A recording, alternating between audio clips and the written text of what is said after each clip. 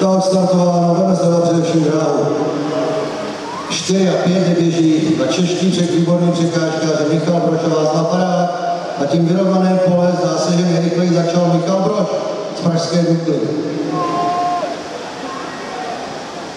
Michal Brož stále překoná jako první překážky.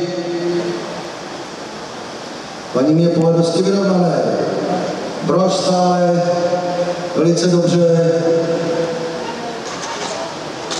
Tam byl pád, Radek Fischer končí asi na 6. překážce. Michal Brož na čele cílové rovince. A druhé místo souboj mezi Kučerou a Barákem. Poslední překážka Michal Brož a nyní útočí Václav Barák, ale také Slovák Martin Kučera. Barák, Kučera, Brož.